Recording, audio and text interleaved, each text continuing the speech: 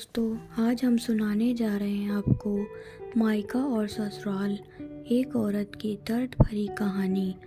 ससुराल में वो पहली सुबह आज भी याद है, कितना हड़बड़ा के उठी थी, ये सोचते हुए कि देर हो गई है और सब ना जाने क्या सोचेंगे।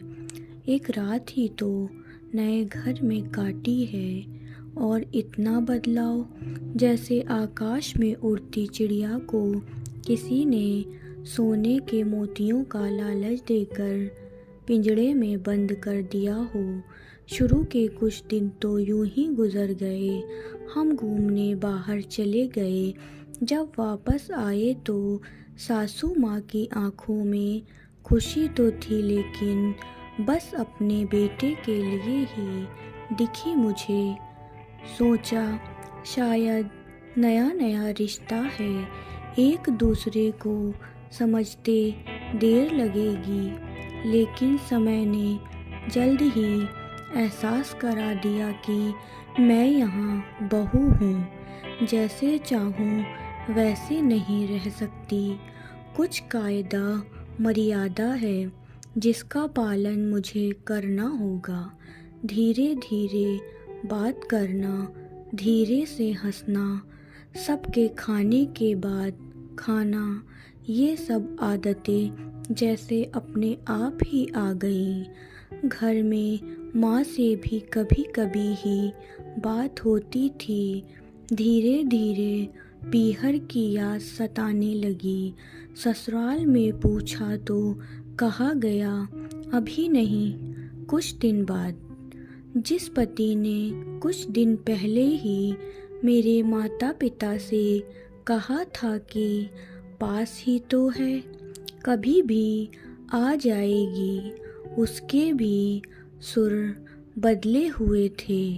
अब धीरे धीरे समझ आ रहा था कि शादी कोई खेल नहीं, इसमें सिर्फ घर नहीं बदलता, बल्कि आपका पूरा जीवन ही बदल जाता है।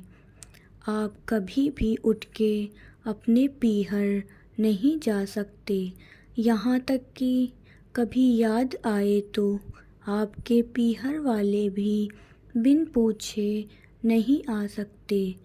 पीहर का वो अल्हड़पन, वो बेबाक हंसना, वो झूठे मुंह, रसोई में कुछ भी छू लेना, जब मन चाहे तब उठना, सोना नहाना, सब बस अब यादें ही रह जाती हैं।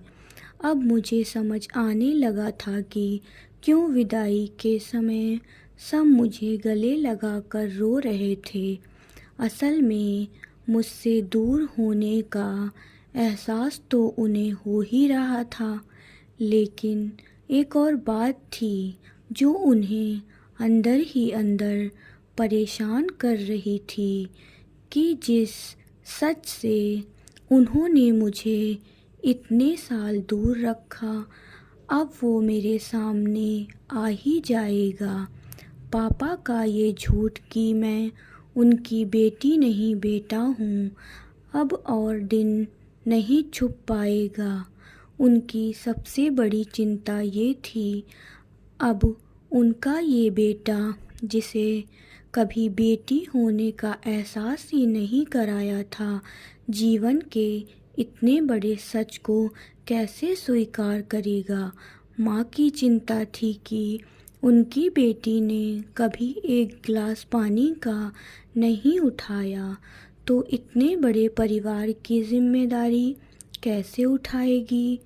सब इस विदाई और मेरे पराए होने का मर्म जानते थे, सिवाय मेरे। इसलिए सब ऐसे रो रहे थे जैसे कि मैं डोली में नहीं, अर्थी में जा रही हूँ। आज मुझे समझ आया कि उनका रोना गलत नहीं था।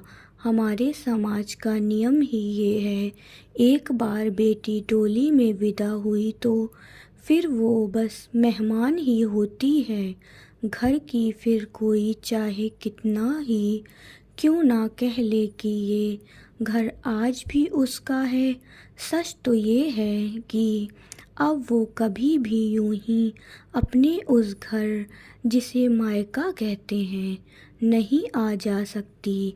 हज़ारों समस्याओं